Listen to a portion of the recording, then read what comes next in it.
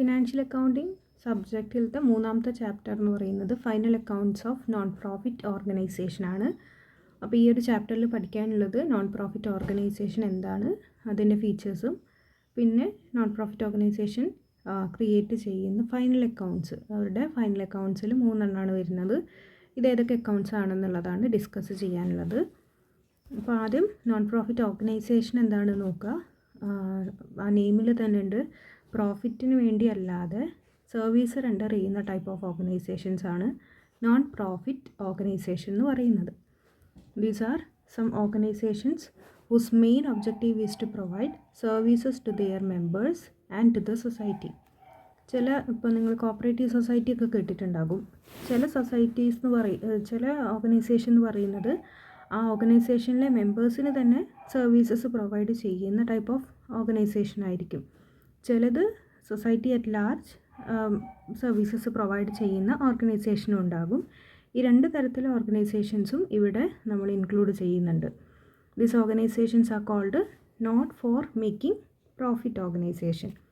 അപ്പോൾ നമ്മൾ ഇത് പ്രോഫിറ്റിന് വേണ്ടി അല്ലാതെ സർവീസ് മാത്രം റെൻഡർ ചെയ്യുന്ന ഓർഗനൈസേഷൻ ആയതുകൊണ്ട് നോട്ട് ഫോർ പ്രോഫിറ്റ് ഓർഗനൈസേഷൻ എന്നും പറയാറുണ്ട്. അതുപോലെ നോൺ ട്രേഡിംഗ് കൺസേൺ എന്നും പറയാറുണ്ട്. നോൺ ട്രേഡിംഗ് എന്ന് പറഞ്ഞാൽ ട്രേഡിംഗ് ആക്ടിവിറ്റീസ് ഇല്ല, ഓൺലി സർവീസസ് റെൻഡർ ചെയ്യുന്ന ആക്ടിവിറ്റീസ് മാത്രമാണെന്നുണ്ടെങ്കിൽ അതിനെ നമുക്ക് എന്തെന്നും പറയാം, നോൺ ട്രേഡിംഗ് കൺസേൺസ് എന്നും പറയാം. ഓക്കെ, അപ്പോൾ ഇതിൻ്റെ ഫീച്ചേഴ്സ് ഇത്രയും കറക്റ്റായിട്ട് പഠിച്ചു വെച്ചാൽ ഇതിനെക്കുറിച്ചിട്ട് നമുക്ക് കംപ്ലീറ്റ് അവെയർ ആകും. ആദ്യത്തെ ഫീച്ചർ എന്ന് പറയുന്നത് their primary aim is to render services to their members and to the society and not to make profit. Okay, നമ്മൾ നേരത്തെ പറഞ്ഞത് തന്നെയാണ്. രണ്ടാമത്തത് they do not undertake any trading activity, they promote art, sports, education, entertainment etcetera.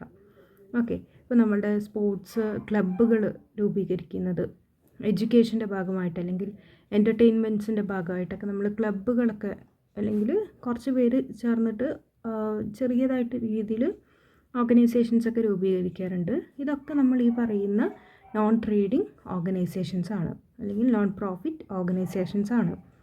പിന്നുള്ളത് എന്താ, normally they do not have credit transaction. എന്തില്ല, credit transactions ഈ type of ഓർഗനൈസേഷൻസിൽ നടക്കുന്നില്ല. ക്രെഡിറ്റ് ട്രാൻസാക്ഷൻ എന്ന് പറഞ്ഞാൽ എന്താണ്, നമ്മൾ ക്രെഡിറ്റ് സെയിൽസും ക്രെഡിറ്റ് പർച്ചേസും ഒക്കെ അറിയാം. ക്രെഡിറ്റ് സെയിൽസ് എന്ന് പറഞ്ഞാൽ നമ്മൾ ക്യാഷ് കസ്റ്റമേഴ്സ് നമുക്ക് തന്നിട്ടുണ്ടാവില്ല, അവരുടെ ഒരു എന്താണ്, നമ്മൾ ഇന്ന് സാധനം ഡെലിവറി ചെയ്യുകയാണെന്നുണ്ടെങ്കിലും ക്യാഷ് കിട്ടുന്നത് ചിലപ്പോൾ 2 മാസം കഴിഞ്ഞിട്ടായിരിക്കും. ആ ഒരു ഗ്യാപ്പ് അവർ ചോദിച്ചിട്ടുണ്ടാവും, അല്ലെങ്കിൽ 2 ദിവസം കഴിഞ്ഞിട്ടായിരിക്കാം. എന്താണെങ്കിലും നമ്മൾ ഡെലിവറിൻ്റെ ടൈമിൽ തന്നെ നമുക്ക് ക്യാഷ് റിസീവ് ചെയ്യുന്നില്ലെങ്കിൽ അതിന് നമ്മൾ ക്രെഡിറ്റ് സെയിൽസ് എന്നാണ് പറയുക. ഇനി അതുപോലെ തന്നെ നമ്മൾ പർച്ചേസ് ചെയ്യുന്ന സമയത്ത് സപ്ലയേഴ്സിനടുത്ത് നമ്മൾ സാധനം വാങ്ങി ഒരു 2 മാസം കഴിഞ്ഞിട്ടോ അല്ലെങ്കിൽ ഒരാഴ്ച കഴിഞ്ഞിട്ടോ ഒക്കെ പേയ്മെൻറ്റ് നടത്താം എന്ന് പറയുകയാണെങ്കിൽ അത് ക്രെഡിറ്റ് പർച്ചേസ് ആണ്. അപ്പോൾ ഈ രീതിയിലുള്ള ക്രെഡിറ്റ് ട്രാൻസാക്ഷൻസ് ഒന്നും ഈ ഒരു നോൺ പ്രോഫിറ്റ് ഓർഗനൈസേഷൻസിൽ നടക്കുന്നില്ല. പ്യുവർലി ക്യാഷ് ട്രാൻസാക്ഷൻസിൻ്റെ ബേസിസിൽ മാത്രമാണ് ഇവിടെ എല്ലാ ആക്ടിവിറ്റീസും നടക്കുന്നത്. Then they do not prepare trading and profit and loss account, instead they prepare income and expenditure account.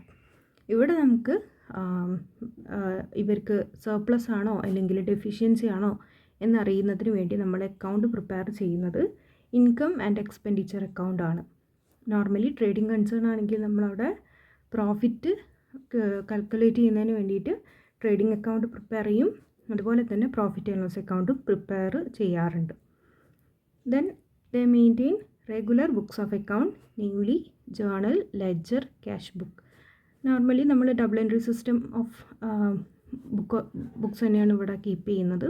അതുകൊണ്ട് സാധാരണ ഡബിൾ എൻട്രി സിസ്റ്റത്തിൽ എങ്ങനെയാണോ ബുക്സ് കീപ്പ് ചെയ്യുന്നത് അതുപോലെ തന്നെ ജേർണലും ലെഡ്ജറും ക്യാഷ് ബുക്കും ഇവർ മെയിൻറ്റെയിൻ ചെയ്യുന്നുണ്ട്. Then the surplus, that is the excess of income over expenditure, is not distributed to members, it is transferred to capital fund. നമ്മൾ പ്രോഫിറ്റ് ആൻഡ് ലോസ് അക്കൗണ്ടൊക്കെ പ്രിപ്പയർ ചെയ്യുമ്പം ട്രേഡിംഗ് കൺസേണിൽ നമുക്ക് profit ആണോ ലോസ് ആണോ എന്ന് കിട്ടും. ആ പ്രോഫിറ്റ് ആണെന്നുണ്ടെങ്കിൽ അത് നമ്മൾ മെമ്പേഴ്സിന് ഡിസ്ട്രിബ്യൂട്ട് ചെയ്യും. എന്നാൽ ഇവിടെ എന്ത് ചെയ്യുന്നില്ല, മെമ്പേഴ്സിന് ഡിസ്ട്രിബ്യൂട്ട് ചെയ്യുന്നതല്ല, അത് നമ്മൾ ക്യാപിറ്റൽ ഫണ്ടിലേക്ക് ട്രാൻസ്ഫർ ചെയ്യാണ് ചെയ്യുന്നത്. ഓക്കെ, ഇതാണ് ജനറലി നോൺ പ്രോഫിറ്റ് ഓർഗനൈസേഷൻ്റെ ഫീച്ചേഴ്സ്. ഇത് ഈ ഒരു 6 പോയിന്റിൽ തന്നെ ഇതിൻ്റെ ഫുള്ളായിട്ടുള്ളൊരു നേച്ചർ നമുക്ക് കിട്ടുന്നുണ്ട്. ഇനി ഇതിൻ്റെ ഫൈനൽ അക്കൗണ്ട്സ് ഏതൊക്കെയാണ്? ഫൈനൽ അക്കൗണ്ട്സ് പ്രിപ്പയർ ചെയ്യുമ്പോൾ നോൺ ട്രേഡിംഗ് ഓർഗനൈസേഷൻ ആകുമ്പോൾ അതിൻ്റെ ട്രേഡിംഗ് അക്കൗണ്ടോ പ്രോഫിറ്റ് ആൻഡ് ലോസ് അക്കൗണ്ടോ പ്രിപ്പയർ ചെയ്യുന്നില്ല. അതിന് പകരം പ്രിപ്പയർ ചെയ്യുന്ന 3 accounts receipt and payment account, income and expenditure account and balance sheet. ഇത് 3ആണ് പ്രിപ്പയർ ചെയ്യുന്നത്. ഇതിൽ നമുക്ക് receipt and payment account prepare ചെയ്ത് കഴിഞ്ഞാലാണ് അതിലത്തെ നമുക്ക് എമൗണ്ട് വെച്ചിട്ടാണ് നമ്മൾ ഈ ഒരു ഇൻകം ആൻഡ് എക്സ്പെൻഡിച്ചറിലേക്ക് പിന്നെ പോകുന്നത്. അപ്പോൾ ആദ്യം നമുക്ക് റെസിപ്റ്റ് ആൻഡ് പേയ്മെൻറ്റ് ക്ലിയർ ആയിട്ട് അതിന് ശേഷം ഇൻകം ആൻഡ് എക്സ്പെൻഡിച്ചറിലേക്ക് നോക്കുക. ബാലൻസ് ഷീറ്റ് പിന്നെ നമുക്ക് പൊതുവേ അറിയുന്നത് തന്നെയാണ്. ഫിനാൻഷ്യൽ പൊസിഷൻ കാണുന്നതിന് വേണ്ടിയിട്ടാണ് ബാലൻസ് ഷീറ്റ് പ്രിപ്പയർ ചെയ്യുന്നത്. അപ്പോൾ അതിലാദ്യം റെസിപ്റ്റ് ആൻഡ് പേയ്മെൻറ്റ് അക്കൗണ്ട് എന്താണെന്നുള്ളത് നോക്കുക. ഓൾറെഡി നമ്മൾ ക്ലാസ്സിൽ പറഞ്ഞിട്ടുള്ള കാര്യമാണ് receipt and payment. Receipt and payment എന്ന് പറയുമ്പോൾ ഒരു ഇയറിൽ ഒരു ഫിനാൻഷ്യൽ പീരീഡിൽ നമുക്ക് കിട്ടിയിട്ടുള്ള റെസിപ്റ്റ്, ബിസിനസ്സിൻ്റെ ഭാഗമായിട്ട് നമ്മൾ റിസീവ് ചെയ്തിട്ടുള്ള എമൗണ്ടുകൾ, അതുപോലെ നമുക്ക് അന്ന് ആ ഒരു സമയത്തിൽ വന്നിട്ടുള്ള ക്യാഷ് പേയ്മെൻറ്റ്സ്, ഇതാണ് നമ്മളിവിടെ എൻ്റർ ചെയ്യുന്നത്. ഇതിൽ വരുന്ന കാര്യങ്ങൾ നോക്കുക, ഇതിൻ്റെ ഫീച്ചേഴ്സ് കാര്യങ്ങൾ നോക്കുക ആദ്യം, എന്നിട്ട് അതിൻ്റെ ഫോർമാറ്റിലേക്ക് പോവാം. It is a summary of cash transactions for a particular period. ഒരു പെർട്ടിക്കുലർ പീരീഡിലുള്ള ക്യാഷ് ട്രാൻസാക്ഷൻ, അതാണ് നമ്മളിവിടെ നോട്ട് ചെയ്യേണ്ടത്. ക്യാഷ് ട്രാൻസാക്ഷൻസ് മാത്രമാണ് നമ്മൾ ഈ ഒരു നോൺ പ്രോഫിറ്റ് ഓർഗനൈസേഷൻ എടുക്കുന്നത്. അപ്പോൾ ഒരു പീരീഡിലേക്കുള്ള ക്യാഷ് ട്രാൻസാക്ഷൻസിൻ്റെ ഒരു സമ്മറിയാണ് ഈ ഒരു റെസിപ്റ്റ് ആൻഡ് പേയ്മെൻറ്റ് എന്നുള്ളതുകൊണ്ട് നമ്മൾ ഉദ്ദേശിക്കുന്നത്. ഇതിന് ഡെബിറ്റോ ക്രെഡിറ്റോ അങ്ങനത്തെ ഒരു 2 സൈഡായിട്ടല്ല നമ്മൾ മാർക്ക് ചെയ്യുന്നത്. റെസിപ്റ്റുകളും പേയ്മെൻറ്റുകളും ഇങ്ങനെ 2 ഭാഗമായിട്ടാണ് നമ്മൾ ഈ ഒരു അക്കൗണ്ട് പ്രിപ്പയർ ചെയ്യുന്നത്. ഇനി ഇതിൻ്റെ ഫീച്ചേഴ്സ് നോക്കുക. It is a real account. Real account നേച്ചറിലുള്ള അക്കൗണ്ടാണ്. ഓക്കെ, നമ്മൾ എന്തൊക്കെയാണോ നമുക്ക് റിസീവ് ചെയ്യുന്നത് അതും പേയ്മെൻറ്റുകൾ എന്തൊക്കെയാണോ, ഇത് 2 കാര്യങ്ങൾ മാത്രമാണ് നമ്മൾ റിയൽ അക്കൗണ്ടിൽ എൻ്റർ ചെയ്യുന്നത്. Then it is prepared from the cash book. നമ്മൾ ഓൾറെഡി മെയിൻറ്റെയിൻ ചെയ്തിട്ടുള്ള ക്യാഷ് ബുക്ക് ഉണ്ടാവും, അതിലുള്ള ഐറ്റംസ് മാത്രമാണ് നമ്മൾ ഇതിലേക്ക് മാർക്ക് ചെയ്യുന്നത്. അതല്ലാതെ നമുക്കൊരു ക്രെഡിറ്റ് ട്രാൻസാക്ഷൻസിൻ്റെയും ആവശ്യമില്ല. Then it starts with opening cash and bank balance. അതുപോലെ തന്നെ it ends with closing cash and bank balance.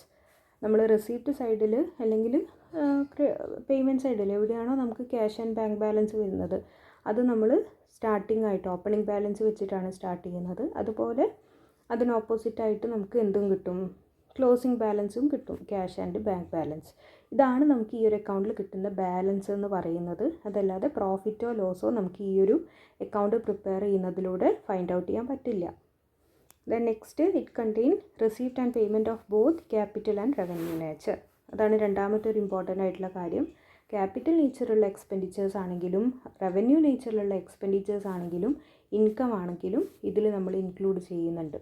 Capital nature എന്താണെന്ന് നമുക്കറിയാം. ക്യാപിറ്റൽ നേച്ചർ എന്ന് പറഞ്ഞു കഴിഞ്ഞാൽ നമുക്ക് ഹ്യൂജ് എമൗണ്ട് ആയിരിക്കും, ആൻഡ് അതിൻ്റെ ബെനിഫിറ്റ് എന്ന് പറയുന്നത് നമുക്ക് ഒരുപാട് കാലത്തേക്ക് കിട്ടും ക്യാപിറ്റൽ എക്സ്പെൻഡിച്ചേഴ്സ് ആണെങ്കിൽ.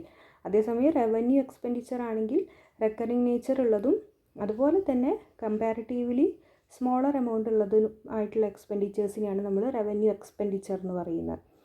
ഓക്കെ, അതുപോലെ തന്നെയാണ് ഇൻകത്തിൻ്റെ കേസിലും ക്യാപിറ്റൽ ഇൻകം ഉണ്ട്, അതുപോലെ തന്നെ റവന്യൂ ഇൻകം ഉണ്ട്.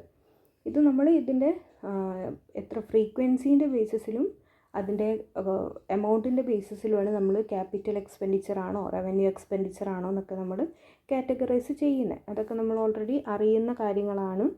അപ്പോൾ ഈ 2 രീതിയിലുള്ള എക്സ്പെൻഡിച്ചേഴ്സും ഇൻകം നമ്മളിതിൽ ഇൻക്ലൂഡ് ചെയ്യുന്നുണ്ട്. Next it does not contain outstanding expenses and accrued incomes and non cash items like depreciation, bad debt, പിന്നെ പ്രൊവിഷൻ. ഇത്തരത്തിലുള്ള നോൺ ക്യാഷ് ആയിട്ടുള്ള എക്സ്പെൻസുകളൊന്നും നമ്മളിതിൽ ട്രീറ്റ് ചെയ്യുന്നില്ല. നോൺ ക്യാഷ് എക്സ്പെൻസ് എന്ന് പറഞ്ഞാൽ എന്താ, അത് നമ്മളുടെ പ്രോഫിറ്റ് അല്ലെങ്കിൽ ലോസിനെ എഫക്റ്റ് ചെയ്യുന്ന ഫാക്ടേഴ്സ് ആയിരിക്കും, പക്ഷെ അതിൻ്റെ ഒരു ക്യാഷ് ആയിട്ടുള്ള മൂവ്മെൻറ്റ് നടന്നിട്ടും ഉണ്ടാവില്ല. ഇപ്പോൾ ഡിപ്രിസിയേഷൻ എന്ന് പറഞ്ഞു കഴിഞ്ഞാൽ ഒരു അസറ്റിൻ്റെ വാല്യൂവിൽ വരുന്ന കുറവിനെയാണ് നമ്മൾ ഡിപ്രിസിയേഷൻ എന്ന് പറയുന്നത്. വാങ്ങുന്ന വില നമുക്ക് വിൽക്കുന്ന സമയത്ത് കിട്ടുന്നില്ല, അപ്പോൾ അവിടെ നമുക്ക് അസറ്റിന് ഡിപ്രിസിയേഷൻ സംഭവിച്ചിട്ടുണ്ടെന്ന് നമ്മൾ പറയും. പക്ഷേ നമ്മൾ പ്രാക്ടിക്കലി നോക്കുന്ന സമയത്ത് അവിടെ ക്യാഷായിട്ട് ഔട്ട്ഫ്ലോ ഉണ്ടായിട്ടില്ല. അതുപോലെ തന്നെ ബാഡ് ഡെറ്റ് എന്ന് പറയുന്നത് നമ്മൾ മാറ്റി വയ്ക്കുന്ന അല്ലെങ്കിൽ നമുക്ക് കിട്ടാത്ത എമൗണ്ടിനെയാണ് ബാഡ് ഡെറ്റ് എന്ന് പറയുന്നത്. ശരിക്കും അങ്ങനെ ബാഡ് ഡെറ്റ് എന്ന് പറഞ്ഞിട്ടൊരു എക്സ്പെൻസ് നമുക്ക് ഉണ്ടാകുന്നില്ല. അപ്പോൾ ഇതൊക്കെ നോൺ ക്യാഷ് ഐറ്റംസ് ആണ്. നമുക്ക് പ്രൊവിഷൻ്റെ ഭാഗമായിട്ട് അല്ലെങ്കിൽ അക്കൗണ്ടിങ് കോൺസെപ്റ്റ് ക്ലിയർ ചെയ്യുന്നതിന് വേണ്ടിയിട്ട് നമ്മൾ മാറ്റി വെക്കുന്ന അല്ലെങ്കിൽ ക്രിയേറ്റ് ചെയ്യുന്ന സർട്ടൻ അക്കൗണ്ട്സ് ആണ് ഡിപ്രിസിയേഷനും ബാഡ് ഡെറ്റും ഒക്കെ. ഇതിനെ നമ്മൾ നോൺ ക്യാഷ് ഐറ്റംസ് എന്ന് പറയും. അങ്ങനത്തെ ഒരു അഡ്ജസ്റ്റ്മെൻറ്റും നമ്മൾ ഏതിലെടുക്കുന്നില്ല, ഈ ഒരു റെസിപ്റ്റ് ആൻഡ് പേയ്മെൻറ്റ് അക്കൗണ്ട്സിൽ കാണിക്കുന്നില്ല. അതുപോലെ തന്നെ അക്രൂഡ് ഇൻകം ആൻഡ് ഔട്ട്സ്റ്റാൻഡിങ് എക്സ്പെൻസുകളുടെ കാര്യം, ഇതെന്താ ഔട്ട്സ്റ്റാൻഡിങ് എക്സ്പെൻസ് എന്ന് പറഞ്ഞു കഴിഞ്ഞാൽ നമ്മൾക്ക് ഡ്യൂ ആയിട്ടും നമ്മൾ പേ ചെയ്യാത്ത എക്സ്പെൻസുകൾ, അതൊന്നും നമ്മളിതിൽ കാണിക്കേണ്ട ആവശ്യമില്ല. അതുപോലെ തന്നെ അക്രൂഡ് ഇൻകം എന്ന് പറഞ്ഞാൽ എന്താ, നമുക്ക് ഡ്യൂ ആയിട്ടുണ്ട്, നമുക്ക് കിട്ടാൻ നമ്മൾ എലിജിബിൾ ആയിട്ടുണ്ട്, എന്നിട്ടും നമ്മൾ റിസീവ് ചെയ്യാത്ത സർട്ടൻ ഇൻകം ഉണ്ടാകും. അതിനെ നമ്മൾ അക്രൂഡ് ഇൻകം എന്നാണ് പറയുന്നത്. അത് നമ്മുടെ കയ്യിൽ കിട്ടിയിട്ടില്ല, ഡ്യൂ ആയിട്ടുണ്ടെങ്കിലും കിട്ടിയാൽ, ക്യാഷായിട്ട് നമ്മുടെ കയ്യിൽ കിട്ടിയാൽ മാത്രമേ ഈ അക്കൗണ്ടിൽ എടുക്കേണ്ടതുള്ളൂ. നമ്മൾ ഡ്യൂ ആയിട്ടും കൊടുക്കാത്ത എക്സ്പെൻസുകൾ, അത് കൊടുത്താൽ മാത്രമേ നമ്മളുടെ അടുത്തുനിന്ന് ക്യാഷ് ഔട്ട്ഫ്ലോ ഉണ്ടാകുന്നുള്ളൂ. അപ്പോൾ മാത്രമേ റിസീപ്റ്റ് ആൻഡ് പേയ്മെൻറ്റ് അക്കൗണ്ടിൽ നമ്മളത് മാർക്ക് ചെയ്യേണ്ടതുള്ളൂ. Okay, then receipt are entered on the debit side and payments are entered on the credit side. നമ്മൾ അങ്ങനെ ആ ഒരു ഡെബിറ്റും ക്രെഡിറ്റും നമുക്ക് രണ്ട് സൈഡ് ഏതൊക്കെയാണെന്ന് അറിയാം. അപ്പോൾ അതേ ഫോർമാറ്റിൽ തന്നെ ഡെബിറ്റിന് പകരം നമ്മൾ കൊടുക്കുന്ന ഹെഡിങ് എന്ന് പറയുന്നത് റെസീപ്റ്റ് ആണ്, ക്രെഡിറ്റിൻ്റെ സൈഡിൽ നമ്മൾ കൊടുക്കുന്ന ഹെഡിങ് എന്ന് പറയുന്നത് പേയ്മെൻറ്റും ആയിരിക്കും. Then it does not show the profit or loss during the period. പിന്നെ എന്തല്ല, അത് പ്രോഫിറ്റോ ലോസോ കണ്ടെത്തുന്നതിനുള്ള അക്കൗണ്ട് അല്ല. ഇതൊക്കെയാണ് ഇതിൻ്റെ ഫീച്ചേഴ്സ് എന്ന് പറയുന്നത്. ദെൻ ഈ അക്കൗണ്ടിൻ്റെ ഒരു ഫോർമാറ്റും കൂടെ നോക്കുക. റെസിപ്റ്റ് സൈഡ് ഈ പറയുന്നത് പോലെ തന്നെ opening balance of cash and bank വെച്ചിട്ടാണ് സ്റ്റാർട്ട് ചെയ്യുന്നത്. പിന്നെ അതിൽ നമുക്ക് വരുന്ന വേരിയസ് ഇൻകം അല്ലെങ്കിൽ റെസിപ്റ്റ് എന്തൊക്കെയുണ്ടോ അതൊക്കെ മാർക്ക് ചെയ്യുക. ഇപ്പോൾ ഇവിടെ പറഞ്ഞതുപോലെ ഓർഗനൈസേഷൻ റിസീവ് ചെയ്തിട്ടുള്ള സബ്സ്ക്രിപ്ഷൻ, മെയിനായിട്ടുള്ള ഇൻകം എന്ന് പറയുന്നത് മെമ്പേഴ്സിൻ്റെ കയ്യിൽ നിന്ന് നമ്മൾ കളക്ട് ചെയ്തിട്ടുള്ള സബ്സ്ക്രിപ്ഷൻ ആയിരിക്കും. അപ്പോൾ ആ സബ്സ്ക്രിപ്ഷൻ്റെ എമൗണ്ട്, അതുപോലെ entrance fees, donation, ലെജസീസ്, sale of asset, interest received, ഈ കാര്യങ്ങളൊക്കെയാണ് നമുക്ക് ഇൻകം ആയിട്ട് ഉണ്ടാവുക. അത് അത്രയും നിങ്ങൾ ബൈ ഹാർട്ടോ അല്ലെങ്കിൽ എങ്ങനെയാണെന്നുണ്ടെങ്കിലും ഇൻകം എന്തൊക്കെയുണ്ടോ അതൊക്കെ നമ്മൾ റെസിപ്റ്റ് സൈഡിൽ മാർക്ക് ചെയ്ത് വെക്കുക. ദെൻ പേയ്മെൻറ്റ് സൈഡിൽ ഉണ്ടാവുക സാലറീസ് ഉണ്ടാകും, printing and stationery, rent, rates and tax, investment, furniture, അതായത് ഫേർണിച്ചർ ക്യാഷ് കൊടുത്ത് നമ്മൾ വാങ്ങിയിട്ടുണ്ടെങ്കിൽ, അങ്ങനെ ക്യാഷ് ട്രാൻസാക്ഷനിലൂടെ നമ്മൾ ഫർണിച്ചർ വാങ്ങിയിട്ടുണ്ടെങ്കിൽ ആ ഫർണിച്ചറിൻ്റെ വാല്യൂ, ഹോണറേറിയം, ഇതൊക്കെ നമ്മൾ ക്രെഡിറ്റ് സൈഡിൽ അല്ലെങ്കിൽ പേയ്മെൻറ്റ് സൈഡിൽ കാണിക്കേണ്ടതാണ്, ആ ഒരു ഇയറിൽ വന്നിട്ടുള്ള cash outflow. Then closing balance of cash അല്ലെങ്കിൽ ബാങ്ക്, ഇത്രയും നമ്മൾ മാർക്ക് ചെയ്യുക. ഇനി ബാലൻസ് എന്ന് പറയുന്നത് ഇതിൽ ചിലപ്പോൾ നമുക്ക് ബാലൻസ് ആയിട്ട് കിട്ടുക, ഒന്നെങ്കിൽ ബാങ്കിൻ്റെതാണ് ക്വസ്റ്റ്യനിൽ തരാത്തതെന്നുണ്ടെങ്കിൽ ഈ ബാലൻസിങ് ഫിഗർ നമ്മൾ ബാങ്കിൻ്റെതായിട്ട് മാർക്ക് ചെയ്യാം. ക്യാഷിൻ്റെ ബാലൻസ് ആണ്, ക്ലോസിംഗ് ബാലൻസ് ആണ് നമുക്ക് ക്വസ്റ്റ്യനിൽ തരാത്തതെന്നുണ്ടെങ്കിൽ ഈ കിട്ടുന്ന ബാലൻസിനെ നമ്മൾ ക്യാഷ് ബാലൻസ് ആയിട്ട് ട്രീറ്റ് ചെയ്യുക. അതേതാണോ ക്വസ്റ്റ്യൻ അനുസരിച്ചിട്ട് അതിനെടുക്കുക, ഒന്നെങ്കിൽ ക്യാഷ് ബാലൻസ് ആയിരിക്കും, അതല്ലെങ്കിൽ ബാങ്ക് ബാലൻസ് ആയിരിക്കും നമ്മൾ കണ്ടെത്തേണ്ടത്. ഇനി ബാങ്ക് ബാലൻസ് തന്നെ നമുക്ക് ഈ സൈഡിലാണ് അതിൻ്റെ ബാലൻസ് കിട്ടുന്നതെന്നുണ്ടെങ്കിൽ, റെസിപ്റ്റ് സൈഡിലാണ് ഇതിൻ്റെ ബാലൻസ് കിട്ടുന്നതെന്നുണ്ടെങ്കിൽ അതിനെ നമ്മൾ ഓവർ ഡ്രാഫ്റ്റ് ആയിട്ടാണ് ട്രീറ്റ് ചെയ്യുന്നത്. ഓക്കെ, ഇത്രയാണ് ഈ ഒരു റെസിപ്റ്റ് ആൻഡ് പേയ്മെൻറ്റ് അക്കൗണ്ടിൻ്റെ ഫോർമാറ്റ്. ഇതിൽ ഇനി ഒരുപാട് അഡ്ജസ്റ്റ്മെൻറ്റും കാര്യങ്ങളൊക്കെ വരുന്നുണ്ട് ചെറിയ ചെറിയ രീതിയിൽ. നോർമലി ഇതിൻ്റെ ഒരു ബേസിക് ഫോർമാറ്റ് എന്ന് പറയുന്നത് ഈ രീതിയിലാണ്.